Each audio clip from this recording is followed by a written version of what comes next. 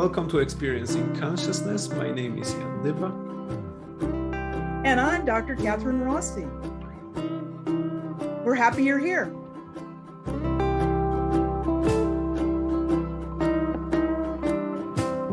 For example, with first novel, when I was writing it, I was really into that world. Then when it was written for a short time, I was thinking that the words were not as good as what I saw, and it is a bit inferior, and then there are some mistakes here and there and flows and stuff like that. Then I start to like it again. Then I thought it's like, almost forgotten about it, and then I reread it after like 4 years. And I was surprised because I didn't, I forgot about a few times, and I was like enjoying it and laughing, and I thought that it's much better than I remember. And I had a good time in it, and basically it was not from, I was not there. I was reminding myself how it was, but using only these words that were, it was almost like reading somebody else's book, because all the images were coming not from me to the paper like last time, but I almost forgotten this part in my brain, but from the paper to myself, like if reading somebody else. And it was also a nice thing. It was very nice. It's very good to remember this always, is you create because you create. It comes out the way that it comes out. And sure, there can be some editing, but most of the time, the first words are the best words. And you create pictures, 3D pictures in your writing that came from a long time ago when you fell in love with Iron Maiden. I want to meet those guys and tell them the story.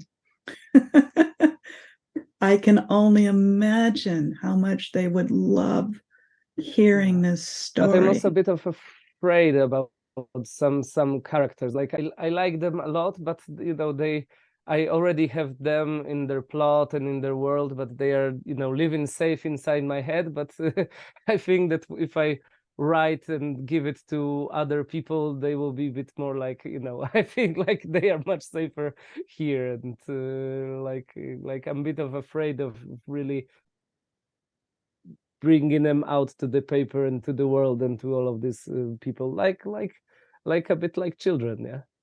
Well, it's a bit like creations. I really like them. They are all inside head. Sometimes I don't remember about them. Sometimes they demand, they say, I have an idea about my story and something like that. But I was always a bit afraid of really typing that and making them come to the paper and then to other people. Like I don't know, maybe a bit like a parent that was a bit afraid, like if their kid will go on the bike and go to some other place alone and maybe harmed or something like that. I don't know. All right. A lot of material. And how do you, Dr. Rossi, understand the dynamics that happened here? I see a lot of, on your part, a lot of combining of the things that were seeded or activated before with what happens now. You are mentioning of the Iron Maiden, of all those things from the past, and Hubert is also mentioning them, so we can see that he resonates. But he also describes a process and experience and kind of expresses anxieties or fears or uncertainties in some way. But also, I mean, that's basically many things happen in here, so I'm just keeping quiet, and I'm interested how you view this process that's happening in this. By the way, I don't know, probably you've noticed, but I stopped speaking in slow motion by this time. I started to speak more or less normal, and before that I was speaking like really this kind of way. And in this part, I switched to almost normal. Yes, you were. And what do you make about this time, Hubert? I think my mind turned on more or less not only on the unconscious, but I was trying to speak about like, I don't know, experience and a bit of like philosophy of writing, and how it is with me during the process, how I treat characters that appear in my head and this kind of stuff. It was more like a conscious stuff. So I stopped to be in like in the other world like this. It really switched on to more like that I was trying to actually focus on what I'm saying and trying to be a bit more precise and talk about experience. So Exactly. And you know, there's the 4-stage creative process. And stage 1 is where you kind of ask the question, the problem, the concern. Stage 2 is the working through. Stage 3 is like the aha. And then stage 4 is how you put it into your life. Well, after that big stage 3, you actually went back to stage 1. Really, what is the question? Because the question is new now. And the question really was about fear is what you mentioned a couple of times. And but I read between the lines of wanting to respect your characters, wanting to respect what they wanted to say. And then this little fear that, gee, I'm the parent of these characters. I don't want them to get hurt by others. And so there's this sort of question that was going on the inside of your mind. And some of that was absolutely, you know, linear consciousness. And other times you were actually leading yourself, I think, into the next step, into the next iteration of it. And I could see by my hand movements that I was following. Because when you were doing a lot of this, you know, I was following that. And the reason why I do that is there's a certain feel when you move your hands this way. And in moving my hands the way that you were moving your hands is different than the way that I would move my hands. So it was a way of another way of connecting, of how the nails feel when the nails are together, how, you know, when it comes together, you could even call it a fist, you know, but I didn't call it a fist at the time. But that was, you know, another element of it. But in the same time, I was not out of the trance. It was not like if I am sitting with somebody and during the coffee table and explaining the creative process, I was feeling that I'm in a different state, but definitely not speaking in the same way as before when we were immersing into shapes, colors, and stuff like that. Yes, there's different levels of trance. And I think sometimes this can be confusing for people, particularly for therapists who might think to themselves, well, he's out of trance now. And then they start to speak with you as if you're having coffee, when really the respect is in understanding that the trance is continuing. It's just moved to a different kind of phase. And that your inner observer was becoming active and looking at, how do I do what I do, and elements of it. And for me as a therapist, when I see a person in different levels of trance, I'm always assuming they're still in trance. And that and what that does for me is it puts me to be very careful with the words that I select, you know, using less words whenever possible, but that as you protect your characters, when you're in trance, I see my job as to protect you so that you can continue to be in trance, that I'm the safety around that. So I'm not telling you what to do, say, think, or feel, but I'm helping to contain that space where you can be exactly who you are at the time and make the discoveries that you make. So it's a precious moment.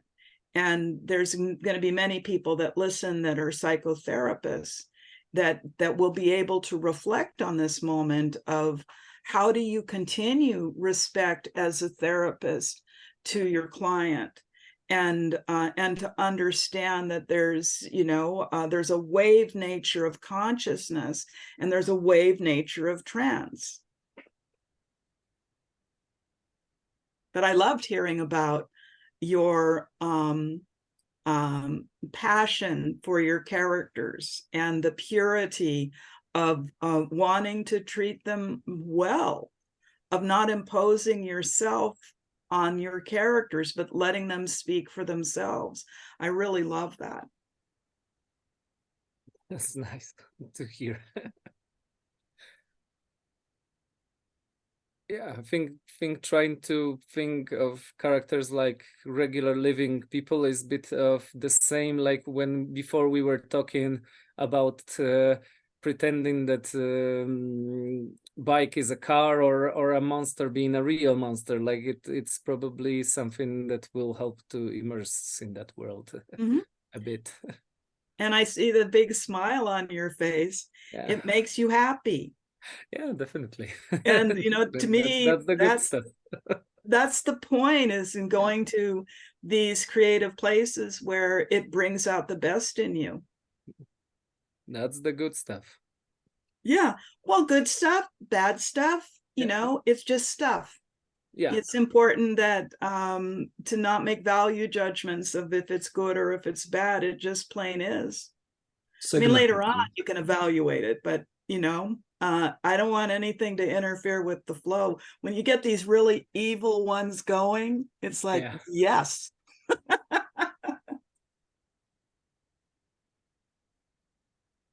Okay, so let's go further with the recording. It's very beautiful that makes me wonder, at what time in your life will you no longer be afraid to show that side? Hopefully soon. I believe there will be a time. It's a question of when. What did you love about the image of that T-shirt when you were 3? It was scary. Yeah, but scary in an exciting way, not like scary in a bad way. It was like enjoying a nightmare. That you really want this tree to become a monster and chase you. At least you know that it will not harm you, because it is this kind of monster that will give you a lot of thrills and good experience, and you will remember it, but it will not physically harm you or do anything bad to you, actually. Two things that I saw in here that I would like to ask you. The question of when is a question of that contains an implication that it will happen somewhere. The question is about if you need 3 minutes or like 3 days or something to achieve that. And then you utilize an idea of fear to reframe it in the frame of excitement, and Hubert goes with it and makes a brilliant reframe of that there is a fear that makes you feel that causes different things that may be interesting or safe, comfortable. That's something no physical harm. Yeah, no physical harm. that, you know, when he said enjoy a nightmare, I thought, yes, you know, this is an idea whose time has come. Mhm. to enjoy a nightmare. It's like, I like this idea. When I was saying that, you know, asking the question, will there be a time you're no longer afraid to, you know, show these things? And then I said, I said it really quietly, but I said, I think there will be a time that and that it's not a matter of you know, if, it's when, you know, of when it will be. But I did not time bind this. Mhm. That was left open-ended. Hubert, there's a technique in hypnosis where you make a time binding. It's like, and so, you know, it's usually two opposites, you know, and then to say, and then you'll come to whatever you come to within the next, you know, 5 minutes, or within, you know, that sort of thing. I almost never use that unless I feel that there is some danger that needs to be addressed. But in this case, this is all about creativity. And so there's no need to be time bound. The other thing is that when you're questioning yourself like this, it comes up occasionally. But each time it comes up, you have an ability to have a smoother transition, to not stay with the fear. That this is part of what memory brings, is that you remember the time that you did have fear, you did have reservations about bringing something forward that was, you know, going on in particularly in one's writing. And that I think slowly, we learn not to be afraid, to not have these restrictions, of just going for it. And that you can always create something that ends up being private just for you, but not to have anything that limits or restricts. Was that clear enough of what I said? Yeah, I think so. I'm just thinking about it, and I think it's clear. I don't have too much to add.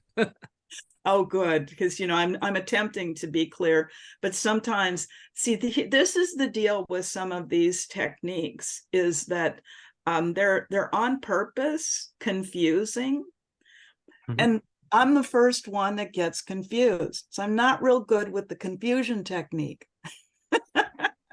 But you know, I do think that this statement, it's not a matter of if, it's when. That this is a really good statement to entertain in general in one's life when you're looking to advance, or you're looking to make changes, and, you know, particularly when it comes to limitations. Yeah, and the thing that seems to limit most people is there's a fear of some sort. I made a commitment. I can tell you exactly when it was. It was in 2016. And I made a commitment to live a fear-free life. And I started practicing not being afraid. And I took a trip by myself. Ernie didn't come, to go to Thailand. I was attending a wedding. So I was by myself. I knew very few people, and it was for days and days and days. And I made a commitment that I wasn't going to be afraid. And the entire time I was not afraid. And I had a really good time. And after that, I was only gone for like a week. But after that, I came home and decided, I'm putting this into my life. I am not going to be afraid, unless there's something really to be afraid about. You know, if an animal's going to bite you, you should be afraid. You should get out of there. You know, so there's reasons to be afraid. And I wanted to be afraid only when that was the case. Or avalanche or something like or that. An avalanche. You hear a sound, it's like, you better get out of there quick. Yes, but I understand. And traveling helps a lot to develop this habit of not being afraid too much. Not being afraid. The more you travel, the less afraid you usually get Well, of exactly. things. Yes, and so I just make mention of it because of the fact that for me, this question of it's not if, it's when. So I made this experiment of I'm just plain not going to be afraid. That's it. I'm not going to be afraid. Did I experience various dangers in the course of that trip? Oh, absolutely, but I wasn't afraid. I just got myself out of, harm's way type of thing. Because you're always going to be in situations like that, but not to be able to dwell on it. And again, it has to do with creativity and zest for life. And so, my question is, why do we have to be afraid? Why are so many people afraid? Can't we switch that around? And it's particularly relevant, I think, in 2023. I hear it everywhere I turn about people being afraid of this and people being afraid of that. And, why not turn that around? Why not just make a commitment of, listen, I'm going to figure it out. It's not if, it's when I'm going to be able to live a fear-free life. Why not? What do you got to lose? Except for fear. True. That's true. Definitely. Depends. What are you afraid of? Well, if you're living a life that's in danger, then it's time to rethink how you're living your life. If you're living your life and it's in real danger, it's time to rethink, like, is that a good nightmare? Or is that a nightmare that you don't want to live? Exactly. So living a fear-free life would be listening to your fearful thoughts or hypotheses and test them in a way. I mean, if I am afraid of traveling, I will travel and see what's going to happen. Something like that. Would that? Oh yeah, you have to face it. That but again, with a really good mind. So you don't put yourself in situations that you're going to be really afraid of. But if your mind is telling you, listen, other people do this every day and they're not afraid, maybe I can learn not to be afraid. That sort of thing. So everybody has their own path with it. I'm just saying it's possible. And why not entertain the idea?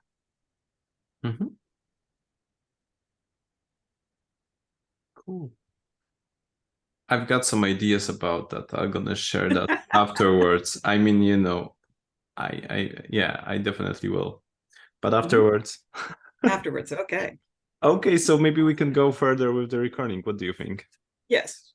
All right. Remember, we just ask questions. We just wonder what's going to come next. And when these stories that are the inside of you want to bring themselves forward for good or for evil, it's very interesting. And as you continue, I'm going to make a little aside because I know Jan is watching. And I want to say to Jan, consider the Spiegel eye roll at this moment in time. That's right. That's right, Hubert. Okay, I'm gonna pause here. And an important thing I think that we may address here to the people who are watching this, especially who are watching this on YouTube, maybe we can develop a bit more on what is a Spiegel eye roll test and what does it indicate in this particular time. What does it mean and how to utilize it and what to take from it? That kind of question. Well, we can certainly go there. Did you want to go there now? Me or Hubert? Well, first you, Jan. Well, I was thinking that, maybe there will be some people watching us who doesn't know what is a Spiegel eye roll. So just, you Oh, know, sure, there will a be. brief mentioning what is it and why, because you are pointing it out. I know why, but I'm just thinking that maybe people would like to know why is it so important and what they're supposed to be actually looking at. Well, you know, essentially, that it was studied in the world of hypnosis in, you know, how deep people can go within a trance. And so it was, you know, Spiegel that did studies, I believe it was at Stanford. And when you think about mystics, that often that people, you know, they move their eyes upwards, and they move them upwards and upwards and upwards, and to the point where you only see the whites of their eyes. Like mine aren't doing that right now. And this is an indication of a very, very deep inner focused experience. And it's definitely a trance. And so when one is in a really deep trance like that, there's a different kind of respect that that goes on.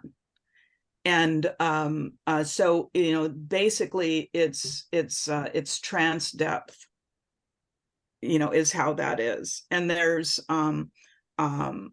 you know, various instructions that one can give in order to go into a trance like that. But the individual needs to show, you know, promise that they would do such a thing. So it's not like you would do this with everyone.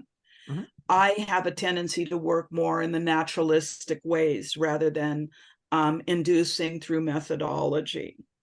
But the methodology of it is that you ask the person to look up, you know, look up, look up, look up, and keep their eyes looking up, and then very slowly close their eyes with their eyes still looking up. And it's quite a trick to be able to do that. I mean, I can't do it for you now because I'm not in that mind. And then when their eyes close, then you can say, you can relax your eyes. And so there's something like 7% of the population is highly hypnotizable, and then the rest of us aren't. And so being able to go into a super, super, super deep trance like that is not vital for good therapy. But when someone has this capacity, it shows that there is this depth of trance. And you recall a few minutes ago, there was the going into like the stage 3, and then I said, you know, like back to like stage 1. And so Hubert was going deep into the stage 2. And he was doing so with one of his natural ways of going in deep that he didn't even realize of having this characteristic of the Spiegel eye roll. So and so when you see that as a therapist, let me tell you how important it is to be even more careful with the person, because they're highly you can influence them during that time. And so it's really important. Like, that's not when you make like all the suggestions and this and that. And for many people that have this quality of going in naturally, they can be taken advantage of in the world, of people talking them into doing things that they wouldn't ordinarily do if they were in a different state of mind. And so for me as a therapist, I get even more careful. And I really listen to every word I'm going to say before I say it. There's nothing that's going on inside me as a therapist at that time that isn't 100% focused and respectful and careful. So to a therapist, that's actually a hint of be the best you can be, because now someone is really deeply involved in a relationship with you. There's a lot of trust, and they are actually really listening, and that actually can influence someone. Yes. You know, because I think part of what we're doing here as we look at, you know, in great depth of, you know, how things occurred is that in teaching this deep respect, in teaching connection and teaching communication, and that, you know, and from time to time, I'll be strategic, but I don't have any goal in the end. All of that's going to be up to him, is that in where he goes and where it leads. And I could never have remotely guessed that he would go this deep, but he did. And I thought, for the sake of you and the people watching, that it was important to make mention of the Spiegel eye roll situation. But when you see pictures, you know, of saints, for instance, of, you know, in whatever religion that one has, there's saints, there's seers, and you look and their eyes are focused upwards more often than not. And especially when you just see the whites of eyes, it's really deep. People possessed by demons in horror movies also do that quite a lot. You know, yes, you know, and one of the things that's interesting is that I've been on the planet for a while. You know, that's how I got this, you know, natural color of hair. So I've seen people in all walks of life and in all realms. And there's people that really, really, really good hearted people that have gotten involved in cults and things like that, and talked into doing things that they wouldn't ordinarily do in their right mind. They have a tendency to be able to have this happen to them. And then somebody noticed and took advantage of them. And so the last thing in the world I ever want to do is take advantage of anybody at any time. And so that's the deep respect that I have for this. And as the therapist, there's a lot of healing that can happen for the individual client when they know that they can go there, but it's a trusting situation. And so that was, you know, really a rare gift to be able to see that.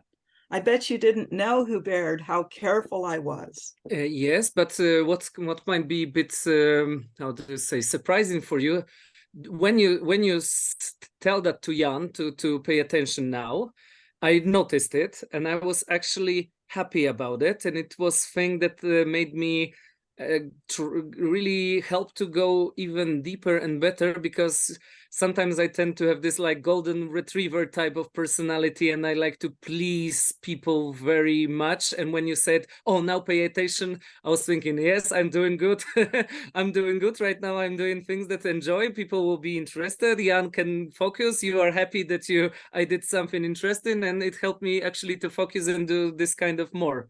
So it was this thing that I sometimes have to, even sometimes doing things I'm not fan of or I don't enjoy them, but when I see that everybody are happy and I please them, I sometimes do this kind of stuff. Like my favorite dog, a golden retriever, because this is its personality. It always try to please everyone. And this is what he likes to do. And when you told Jan to pay attention, I had this idea in my mind. Yes, now I'm doing good. That's beautiful. Now I'm doing good. It is like saying, you're a good boy. You're a good boy. This is the part that will be remembered, interesting, and it actually helped me to focus even a bit more and go into. And it should work opposite, like talking to another person watching should be like taken out of the trance, because it is like something like distraction, but it was not a distraction for me. It was something that was really helping me to go even more, because I found out that you're also happy. So I thought, oh, I'm making you happy, Jan happy, the viewers happy. I made everybody happy. Let's go even more.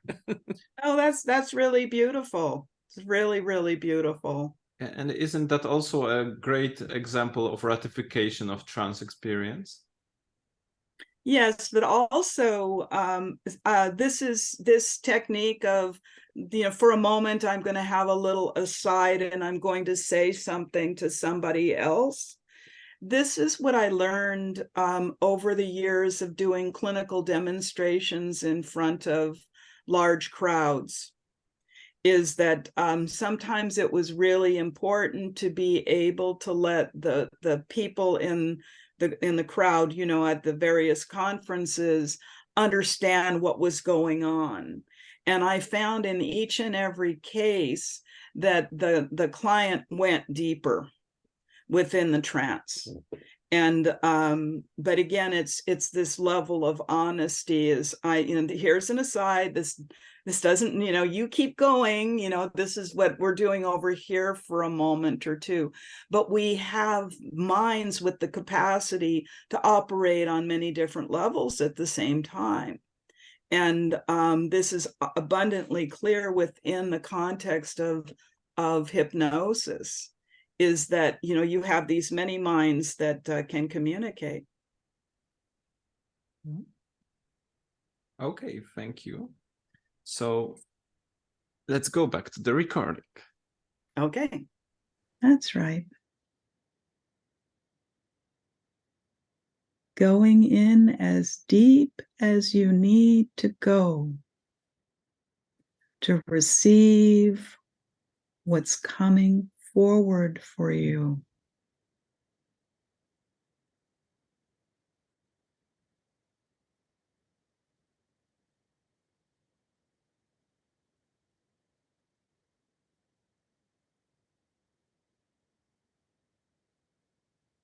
That's right. Actually, I'm happy also because at first with Jan, to be in this kind of state, I did it to like be in the dark and be in a very comfortable place, and everything it had to be in the like way that I was thinking, no, this thing is making me problems, this thing's making me problems. And today I basically on purpose sat not very comfortable, and I have light just over my head, and I just don't find it problems, like environment doesn't do anything bad. So it's happening on the inside. It's happening on the inside. And that's a massive talent. And what I observe is that you have a tremendous capacity to focus. And how can that be completely enjoyable? This tremendous capacity to focus in the best possible way.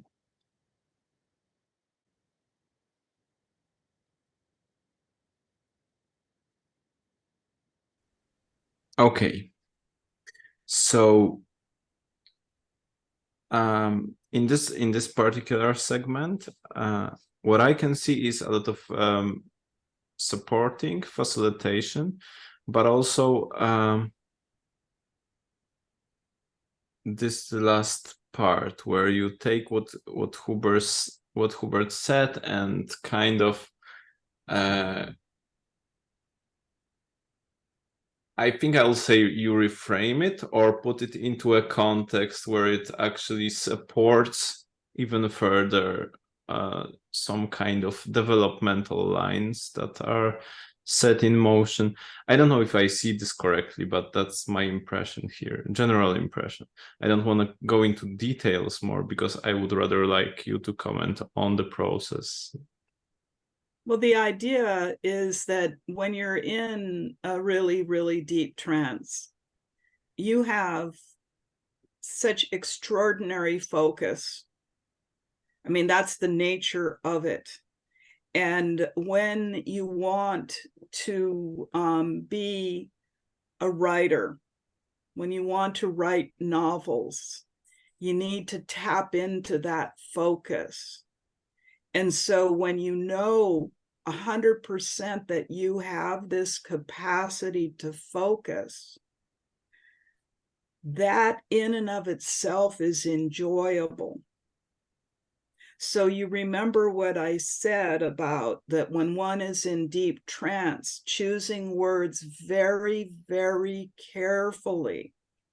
And so in this, I was saying completely enjoying this capacity to focus. And I used another word that I thought was really good, talent.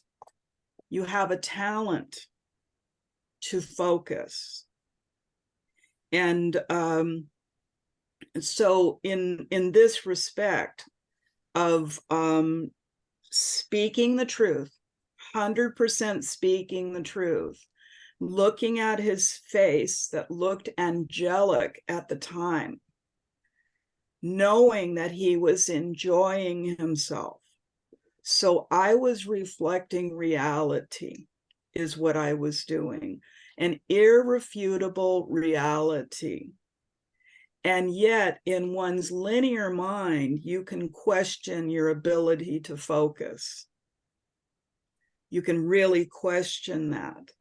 But when you have a talent to do it, then you're going to be able to pull that talent out more and more. And that's what was going on inside of me. And so, yes, to ratify, to support, but it's in that very careful, very few words.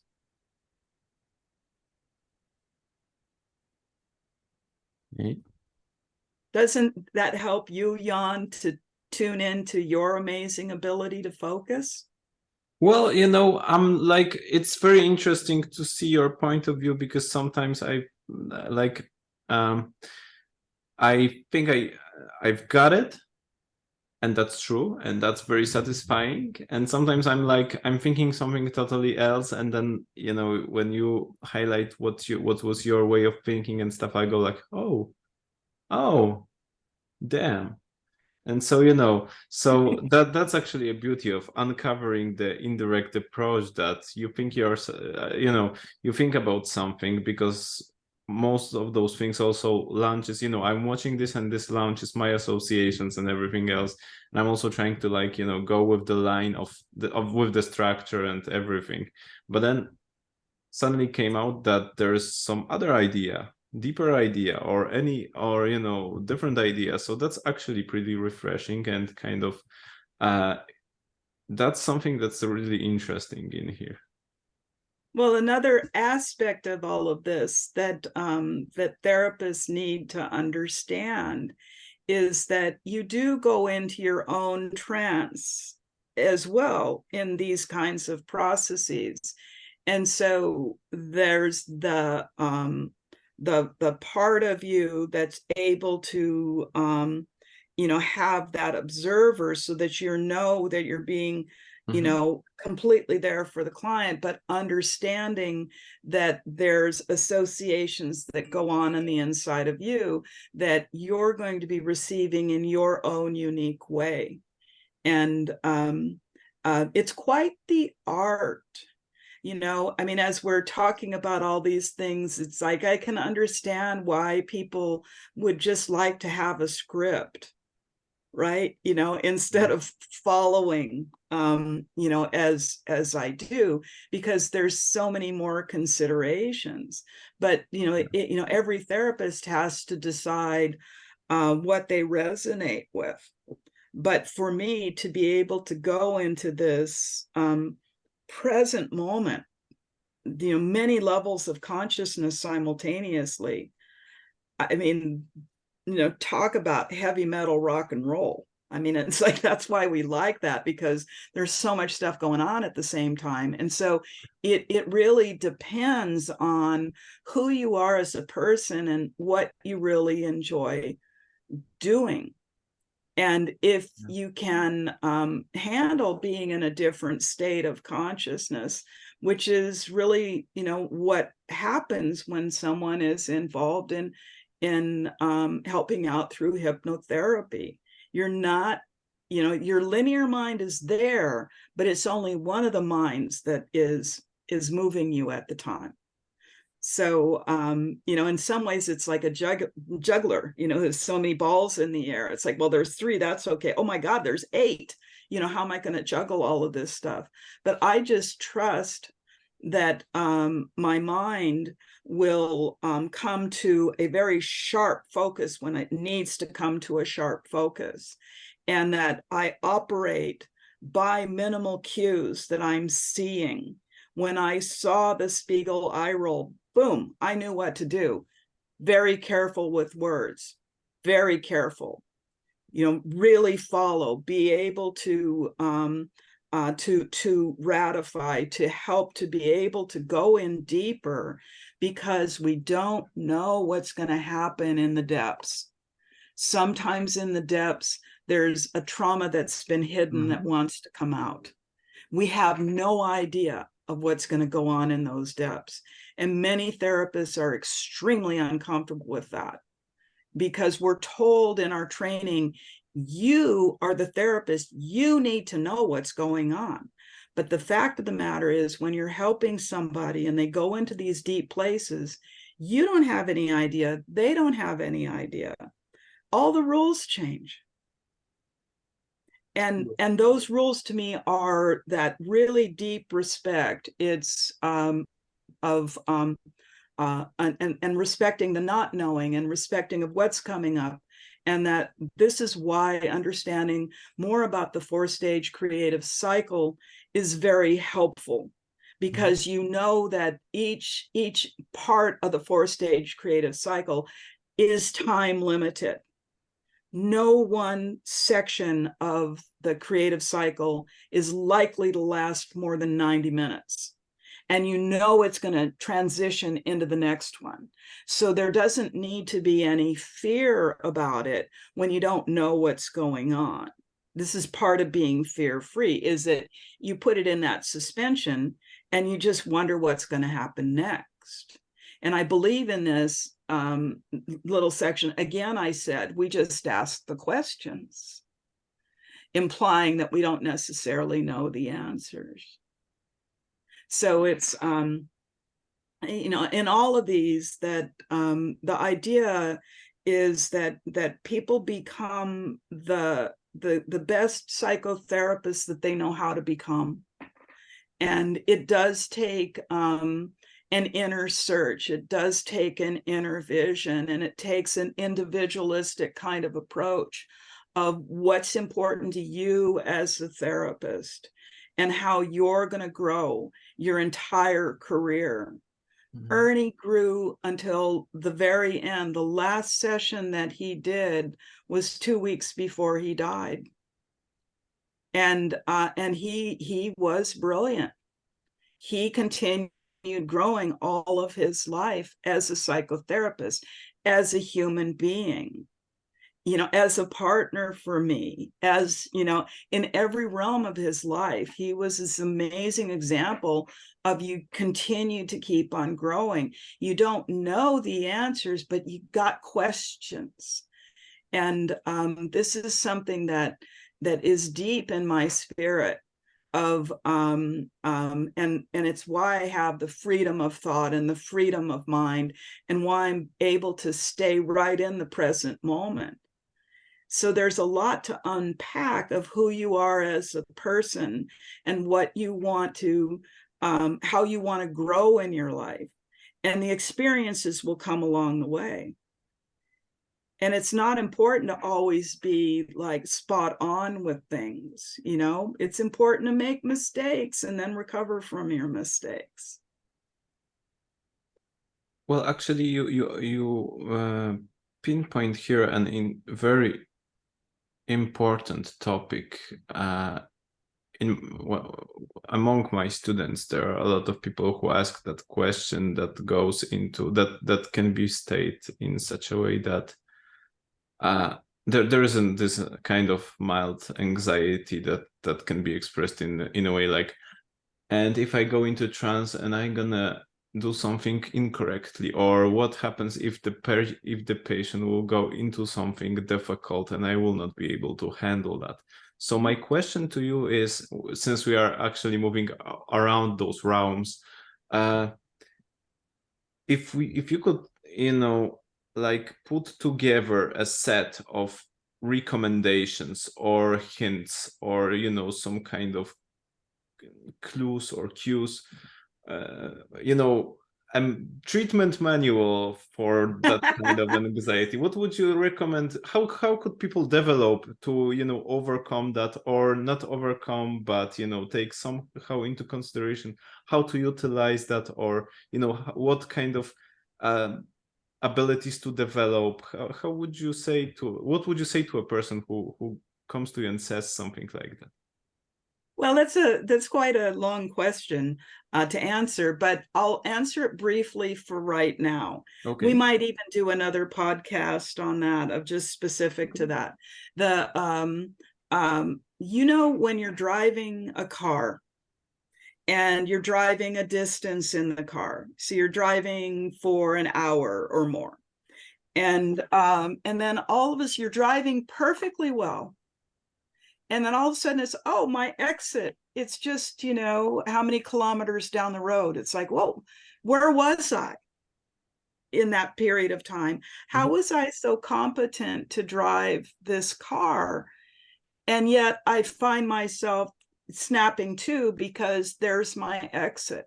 So what it is that you have an inner observer on the inside of yourself.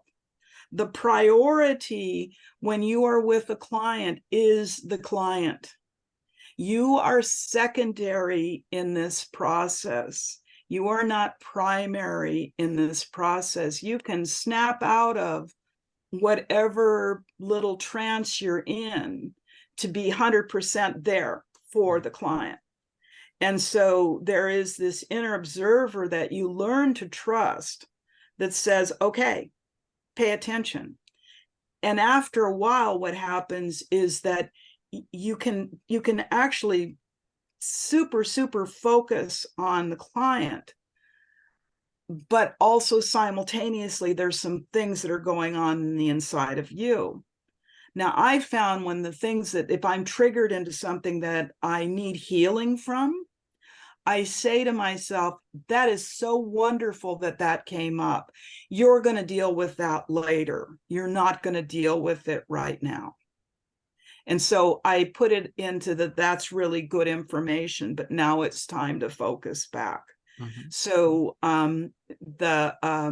it's a dance, to be sure. And, for me, I'm not usually triggered into some kind of trauma. I'm usually triggered into some kind of creativity. So that's sort of a different story, and it can be the same thing. You jot down a little note of, I'm going to think about this later. I'm going to do this later as it comes up, because the most interesting thing that you're doing is being with your client. But you're being with your client with your whole self, not just your linear mind. And maybe that will help to clarify a little bit. As I say, Jan, there's a lot that can go into these ideas. Yeah, we're gonna do a separate podcast on that. Yeah, because I know, like, we're sort of getting to the point where I'm going to have to call it a day. I'm so sorry. Because I've got this baby shower to go to. All right. So let me just address one more thing. I mean, so okay, I think we can stop the analysis in here and come back to it later. Okay. So thank you guys for being with me. Thank you, Dr. Kathryn Rossi. Thank you, Hubert, for being here, and so that we can have this joyful and joint conversation and deep analysis of the process. This was another episode of our Experiencing Consciousness podcast. Thank you for being with us. Thank you, Jan. You're the best. Be well, be happy, celebrate life.